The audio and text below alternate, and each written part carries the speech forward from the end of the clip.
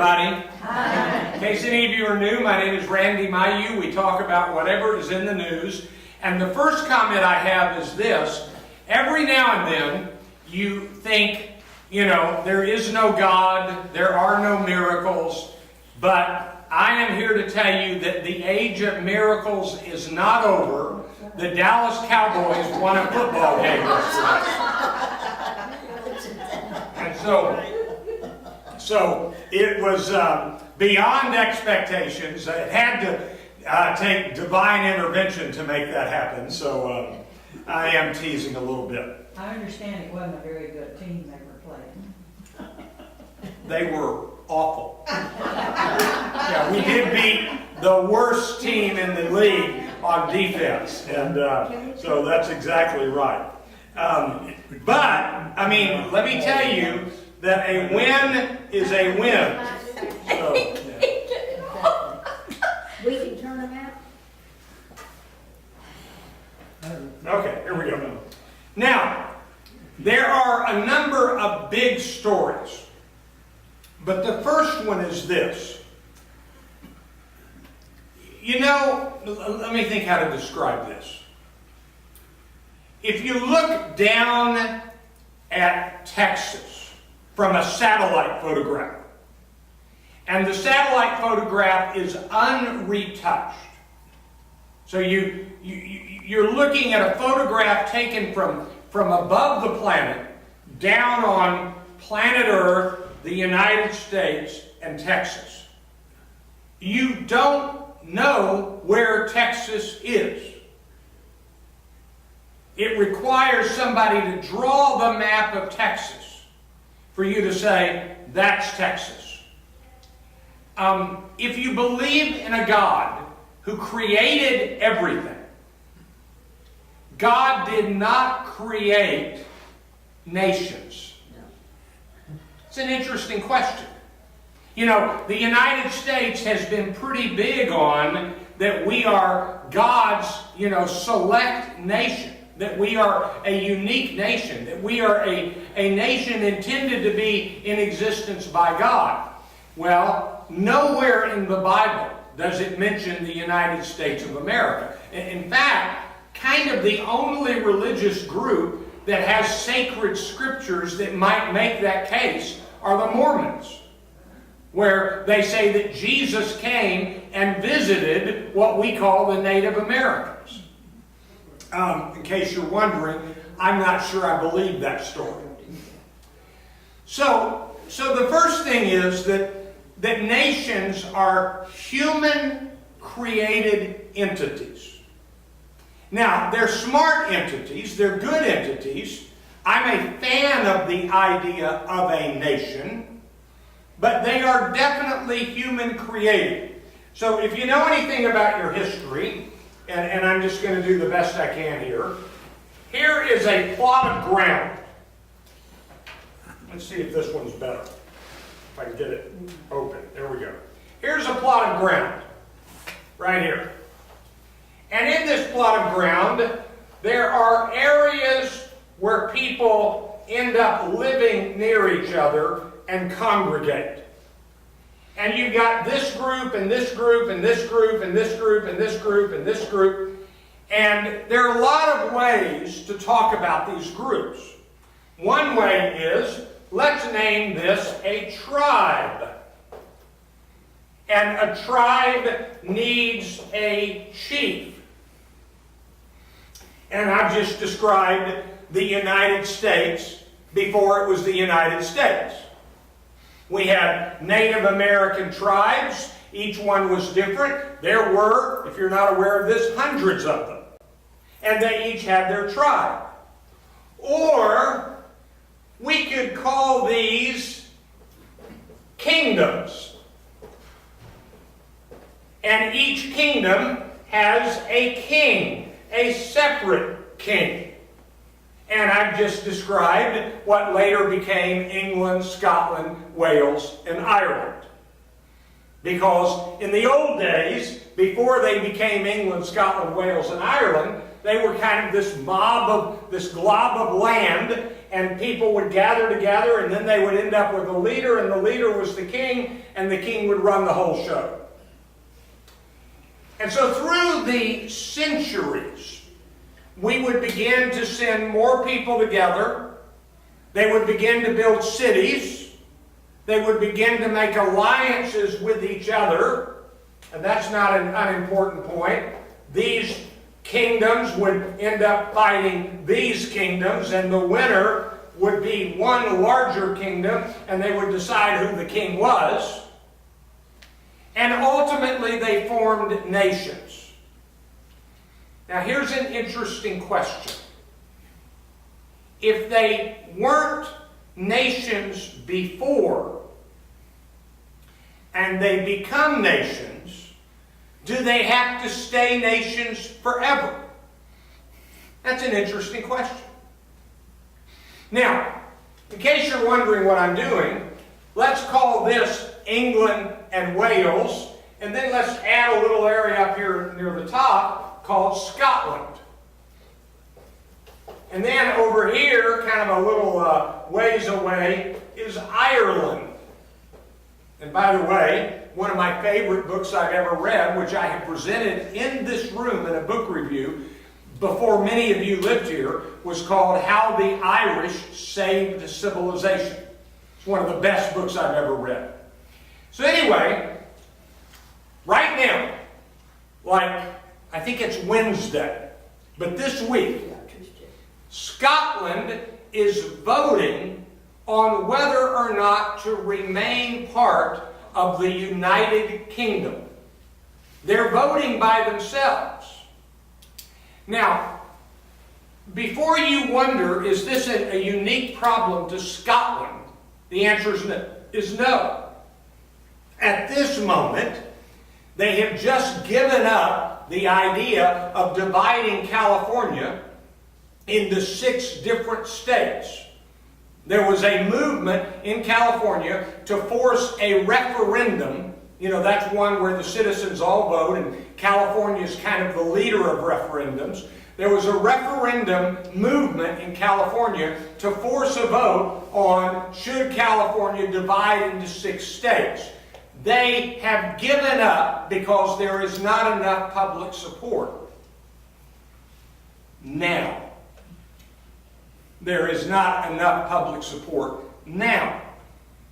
But the hardcore believers believe that someday it will come back up and it will be voted on again. And I'm going to oversimplify, but if you look at the state of California, it really does have kind of different states. For example, here's Los Angeles, here's San Francisco, and right here is Orange County. And I want to tell you that Orange County belongs in Texas. They vote Republican, they're very conservative, they're very right-wing. They belong in Texas, but Los Angeles and San Francisco belong in California. You know, judging based on what people in Texas say about California. Texas would gladly embrace Orange County, but we would kick out San Francisco. Which, by the way, Austin is about as liberal as San Francisco. But Round Rock, just south of Austin, is about as conservative as Orange County. Which, by the way, if you look at any major county in America, and this is true, the inner city is more liberal than the suburbs. So that's an interesting question. Now, if you're going to ask me, Randy, what is Scotland going to decide? I have a firm answer. I don't know. I do know this, that in the latest public opinion polls just before the election, it is too close to call. They might decide to stay part of Great Britain. They might decide to leave. The Queen, who is officially politically neutral in all matters, has come out with the closest thing she could do to say, don't leave. Now, what she said was, I want Scotland to think long and hard before they have this vote. I want the people of Scotland to think long and hard before they vote. I interpret that as, don't be an idiot, don't vote to leave. But technically, it is a neutral statement. I want you to think long and hard. David Cameron is giving a speech to the Prime Minister sometime today, begging Scotland to remain. Now, the story behind this is not Scotland and England, Scotland and Great Britain. The story is, let me think how to word this. All right, let's do a little history. If you have something I want, and I have something you want, then we do it like this.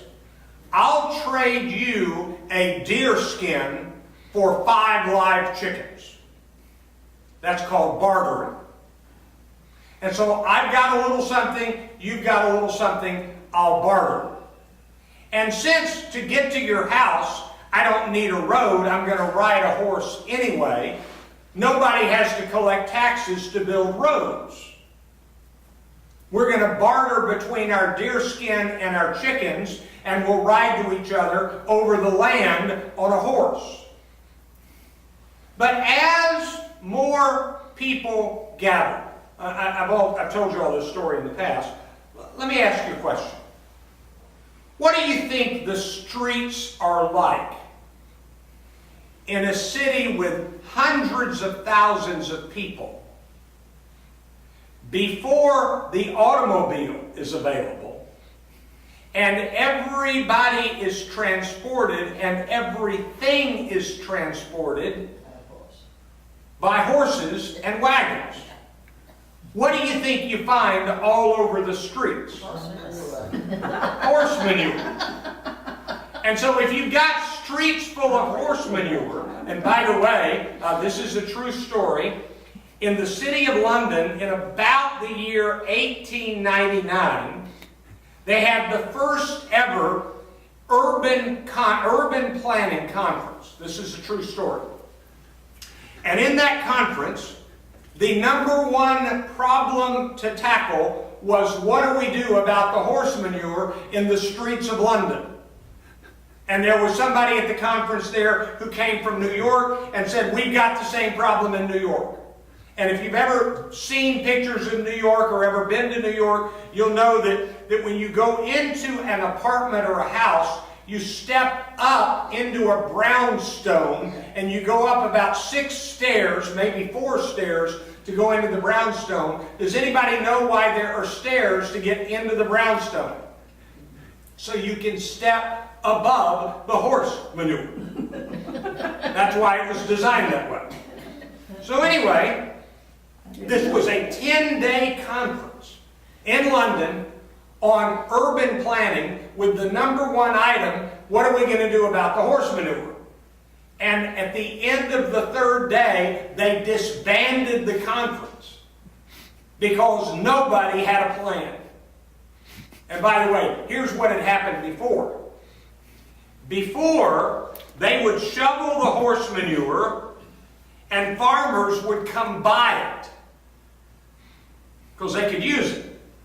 And after a while, they would shovel the horse manure and the pile was growing and farmers could come get it for free. And after a while, the pile kept getting bigger and they would pay farmers to come get it. But at the end of this conference, the conclusion was, and this is a true finding, that by the middle of the 20th century, that's the year I was born, 1950, the streets of London and the streets of New York and the streets of many other major cities would be 8 feet deep in horse manure. That was the finding. Within a decade, there was no more horse manure because the automobile came along. So, what I'm trying to say is that when people start living together, you have the problems of people living together. And so you have to find a way to pay for cleaning the streets as electricity came, putting up street lights, having police. Anybody see the old movie with James Garner, Support Your Local Sheriff? In the movie Support Your Local Sheriff, you had a city out on the western frontier, a town. And because it became a town, there began to be problems with criminal elements. And so the merchants of the city, the guy that owned the hardware store and the guy that owned something else, decided they needed to hire a sheriff. Well, they did that apparently out of the money from their stores, so their stores would not get robbed.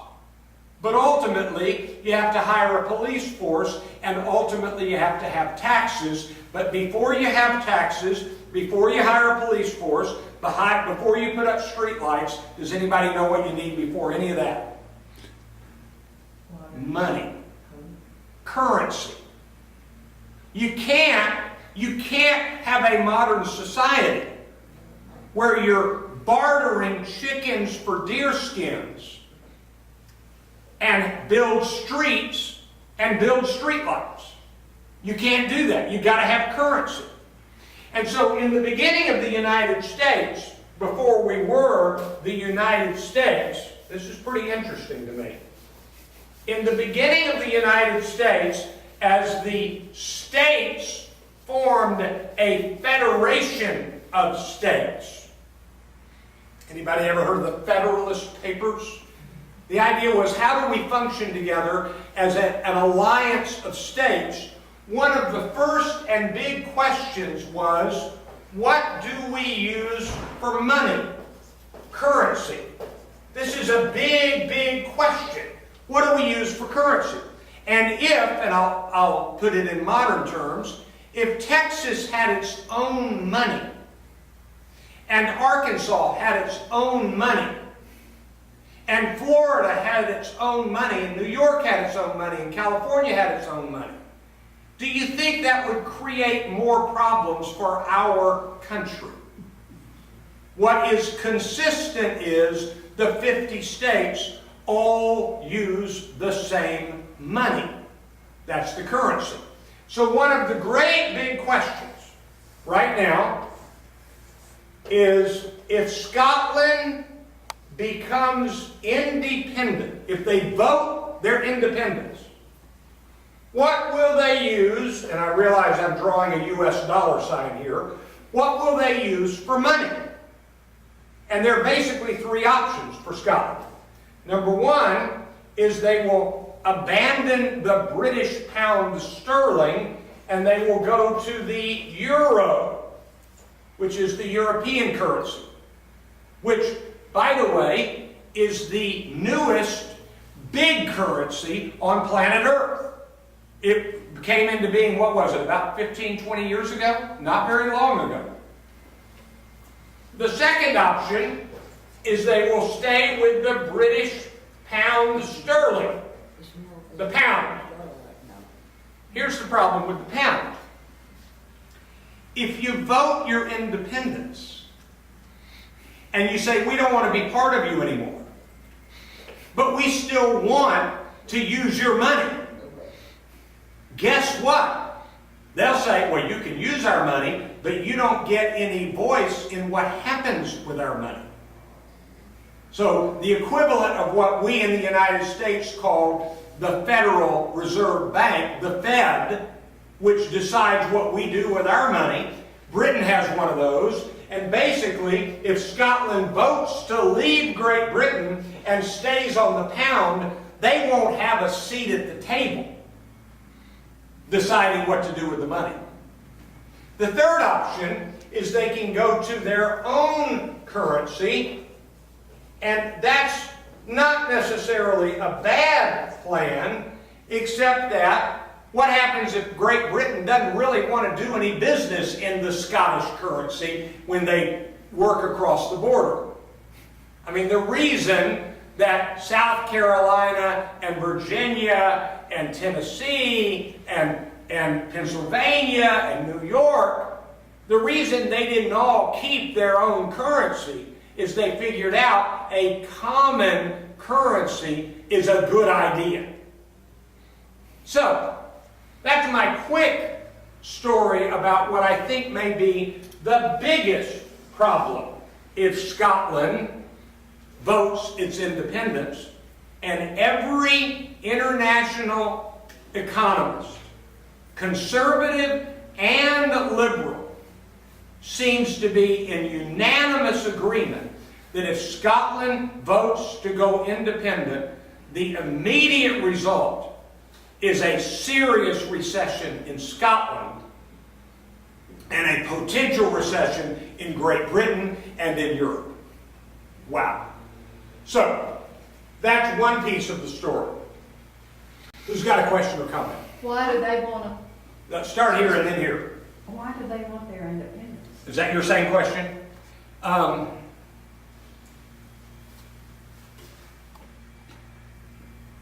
First of all, let's remember that 300 years ago, they had their independence. And the most famous movie about Scotland is Braveheart, with Mel Gibson giving a speech on they'll never take our freedom. And they feel like they gave up their freedom 300 years ago. The second reason is they just really don't like it. That all of it, you see, they are a country. They're part of Great Britain. But Scotland is more than a state. It's not quite right to say they're like a state. It's more like, I'm going to oversimplify. Let me see if I can do this. In the United States, we have states. In Mexico, they have states. In Canada, they have provinces. So a province, a state, and a state are about the same. But now we have something called the North American Free Trade Agreement, NAFTA, that says in matters of trade, we're going to view Mexico, the United States, and Canada more as one entity than as three entities. So even though they're countries, they're one entity. Well, Great Britain is even more than that. But it is still, it's three separate countries. It's England, Scotland, and Ireland. And Wales isn't a country, but they like to think they are. You know, a Welshman, a person from Wales, considers himself or herself more Welsh than they do English. So, it's all a matter of gradation. So if you ask me why they want their freedom, they're tired of London making all the rules for Scotland. They feel like any representation they send to London isn't listened to well. And it's really reminiscent of the way Rick Perry talks about the federal government. I mean, remember that Rick Perry actually floated the idea that Texas could become its own nation. Now, here's what I think. I think this is not the only place on planet Earth where this is being discussed. And I think if you fell asleep today and woke up 50 years from now, there are going to be other places on planet Earth that have, my term, broken apart. There's a professor at Harvard who was born in Mexico named Juan Enriquez, who wrote a book called, this is a great title, listen carefully, The Untied States of America. Not the United States of America, the Untied States of America. And he is convinced that some of the states in the United States will divide into multiple states, like the California story that I told you about. He thinks that'll happen someday, and he thinks that Mexico, remember he is from Mexico, and he's a Harvard professor, he's not a dumb man.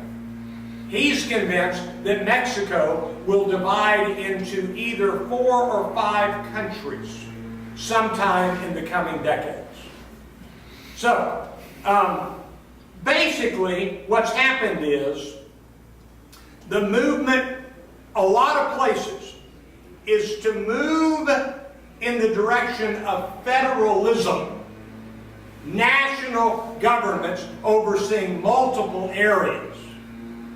And that happened because of the need to interact effectively. But now some people are rejecting the idea that a federal government, no matter which country or federal government it is, they're reacting against the idea that the federal government has so much authority over the individual provinces or states. Let me give you some examples you all know.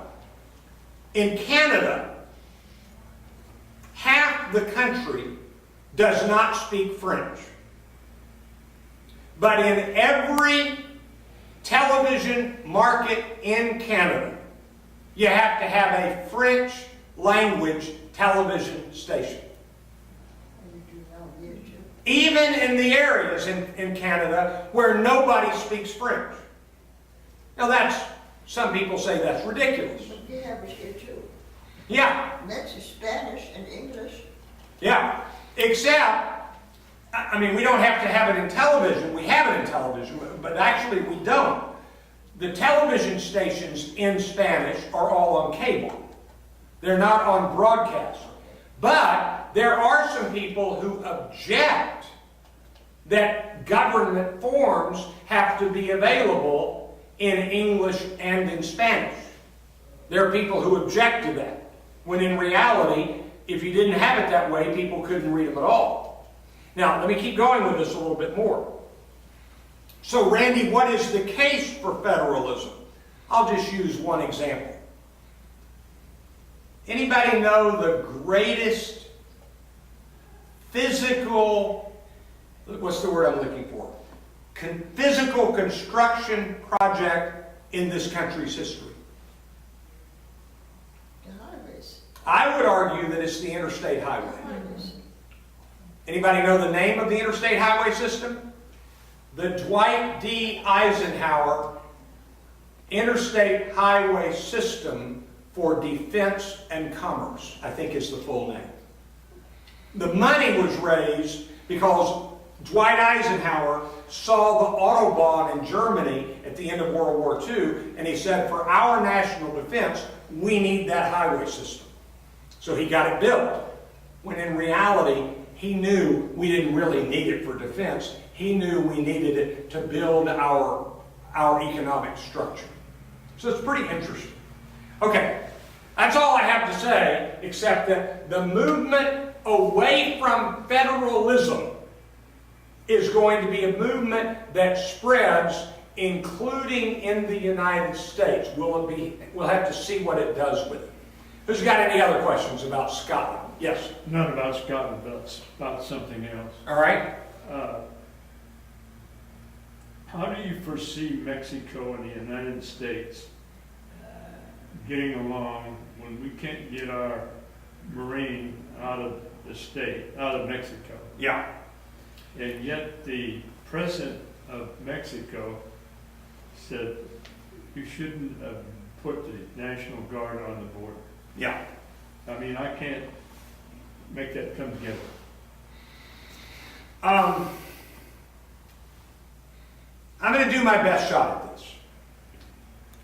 The assumption we make is that Mexico is a functioning country. It isn't. The reason we have trouble with Mexico, that we don't have the same trouble with Canada, I mean, those are our two bordering nations. The reason the trouble is Mexico and not Canada is that Canada is a functioning nation. By the way, Canada may be the most functional nation on planet Earth. That's interesting to look at. Their GDP is now higher than ours per person. Not total, but per person. People in Canada are very happy. Very happy. not without some turmoil, but pretty happy. Mexico is closer to Afghanistan than Canada. And what I mean by that is that if you go back to what I did a minute ago about England, or let's talk about Iraq, and we could really use a lot of examples.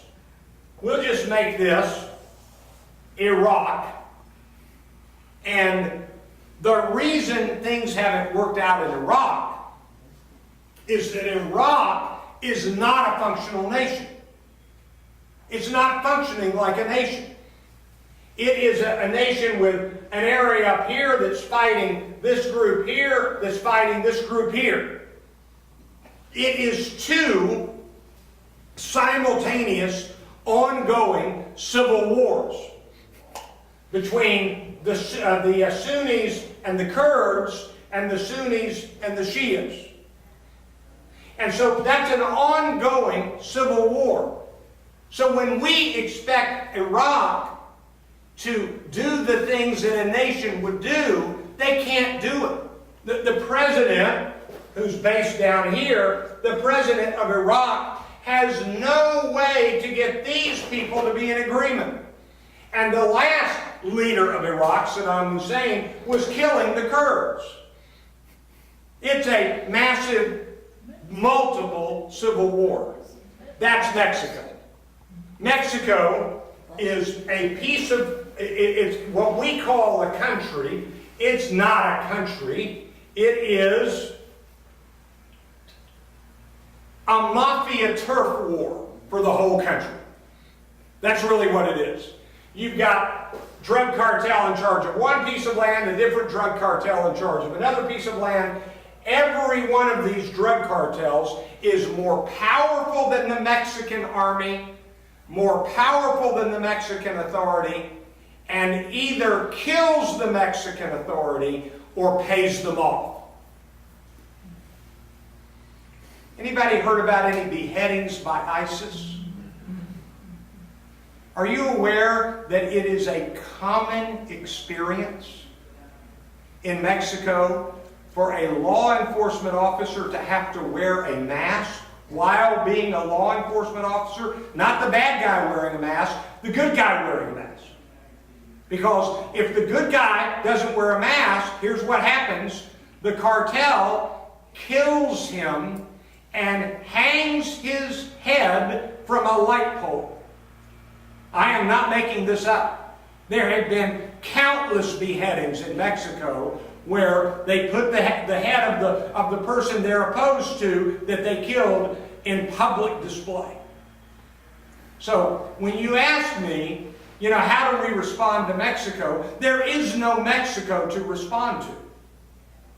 And that's why we do have to put our National Guard at the border.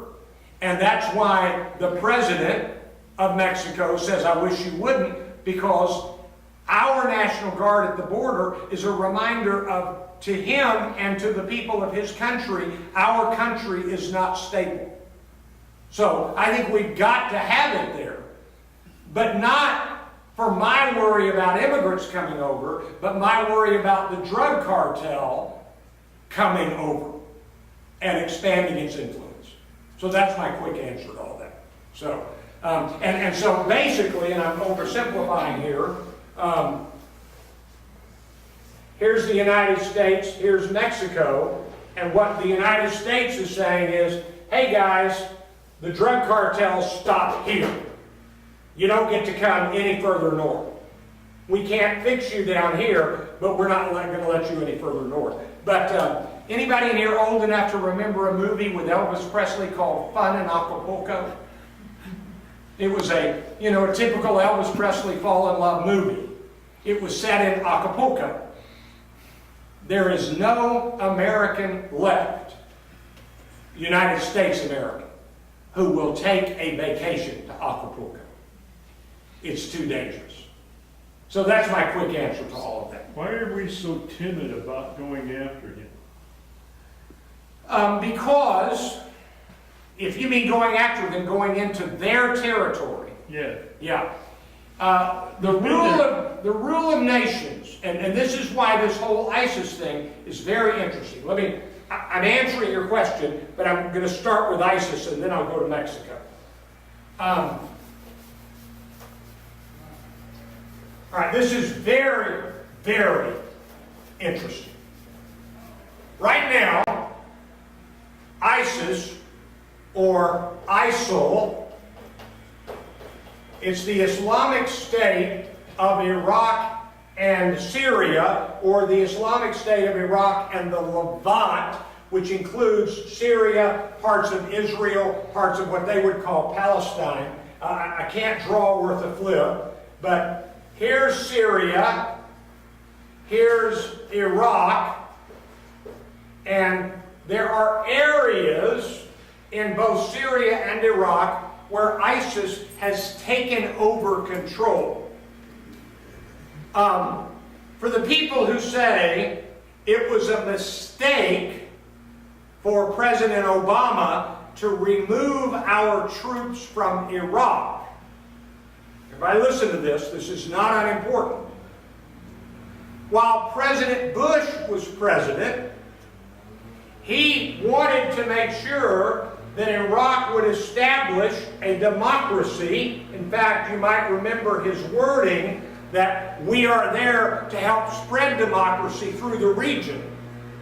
And in fact, Iraq did establish a democracy, not a very good one, but it did establish one. They had elections, and their process has just removed al-Maliki, who was not doing a very good job. And so, the reason we left Iraq is that the established government of Iraq did not invite us to stay. That's critical. Let me just ask you this. Do you think the United States would be happy if Canada sent troops into the United States on their own? We would not be happy. The definition of national sovereignty is we get to control our borders. And so we set up things so that Iraq could have a democracy. They said, here are our borders, and they did not invite us to stay. And so when President Obama pulled the troops out, and everybody is now complaining about that, that is the exact process that President Bush set up. That's a problem. So now, what President Obama has done, and this is not unimportant, is he has now announced we will do air attacks on ISIS even in Syria without Syrian officials inviting us to do that. Wow. We are violating Syrian sovereignty based on the idea that ISIS within Syria is a threat even to us.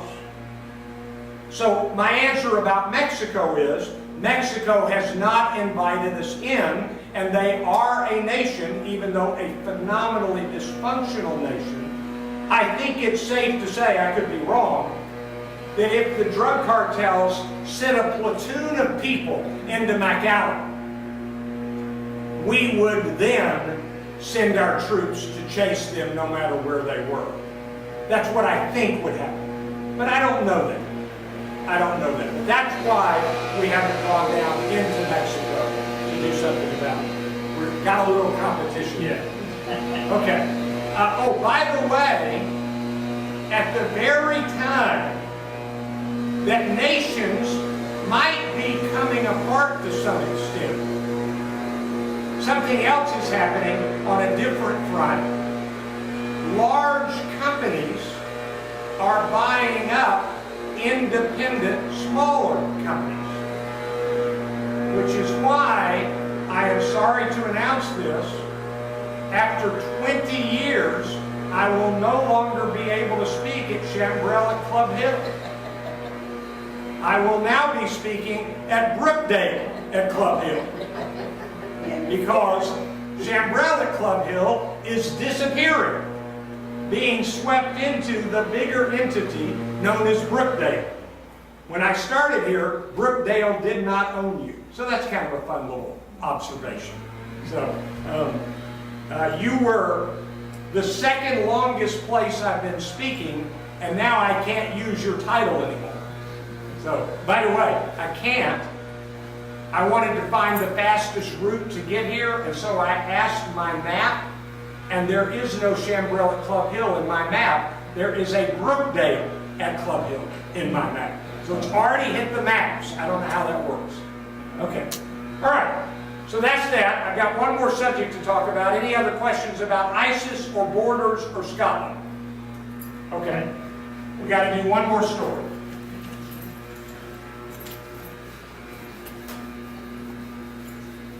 Now, it's hard to describe this. There's a book that I've read. It's a great book called Willful Blindness. It's written by Margaret Heffernan. I'll give you one story in the book. You know all of the stories. One story in the book, there was a man named Bernie Madoff who got people to give him a lot of money to invest for them. And the people that were closest to him, if you're not aware of this, made a lot of money with Bernie Madoff for a while. But they would then tell their friends and relatives, hey, trust this guy, he knows what he's doing, look at how much money I've made, give your money to Bernie Madoff. And they just trusted their friend to have done the right kind of homework with the investment company. And so Bernie Madoff was cheating everybody based on the trustworthiness of people at the top making money and believing in it. That's willful blindness. They didn't want to look at the evidence. Well, let me tell you something. The United States is willfully blind about domestic violence. Women are physically beaten in this country every day by the hundreds and thousands. And when a man says, I've never done it before, I apologize for what I did, it won't happen again, we believe him. And even if a report to the police says, quote, he knocked her unconscious, that's the exact quote in the police report of Ray Rice knocking his fiancée, Janae, totally unconscious. It was not until the video from the elevator was made public that he received a punishment from the league. And I haven't read the news today. I know he's appealing the something, and I don't know what's come of that. Does anybody know? He wants to be reinstated. He was reinstated? No, he wants to. Wants to be reinstated, that's right. As soon as then. Yeah, he's appealing that. And so what you've got is you've got the chairman, the commissioner of the NFL, who basically said, we didn't know how bad it was. Well, that's willful blindness, because the report that he had in his hand said he knocked her unconscious. That means he knocked her out. And so when we saw him knock her out, and we were offended and appalled by that, why were we surprised? It was already in words agreed to that he had knocked her out. And the NFL is just going out of its way to let people play in the game every Sunday who have, at one point or another, beaten a woman. And I got to tell you, I think a woman is equal to a man, but not in physical strength to an NFL player. And so is anything going to change because of this? I think it might. But it's a shame that it took the video to do it. And let me tell you who you need to thank if anything does change, and you should thank them. It's a company called TMZ. They've got a website and they've got a TV show. And TMZ stands for 30 Mile Zone, which is the 30 miles surrounding Hollywood. So they started as a company saying, we're going to watch what happens to actors and actresses, Hollywood personnel. Now they have a sports arena, and let me tell you something they do. They willingly pay people for videos. So it's checkbook journalism. But the guy who runs it is a lawyer, a sharp lawyer, and he will not ever print anything that he has not verified as true. Even if he pays for it, that doesn't mean it's not true. It's true. And he clearly paid somebody for the elevator video on Ray Rice. But that's okay. Now everybody's seen the video. And Goodell is in trouble. I don't know what's going to come of Goodell.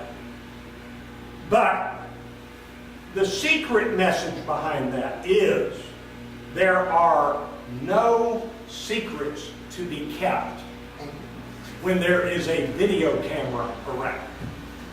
And by the way, if you want to know about why we're bombing in Syria, it's because of video. What happened was, ISIS was already known to be really bad guys. Public opinion was still saying, that's their fight, not ours. And then ISIS beheaded 2 American journalists. And public opinion totally switched, and now 70% of Americans say, go after them. And so that's what happened. That's current events for today. Y'all have been wonderful. The next serious question is, will there be another miracle, another weekend with the Cowboys? I'll see you next time. Bye-bye.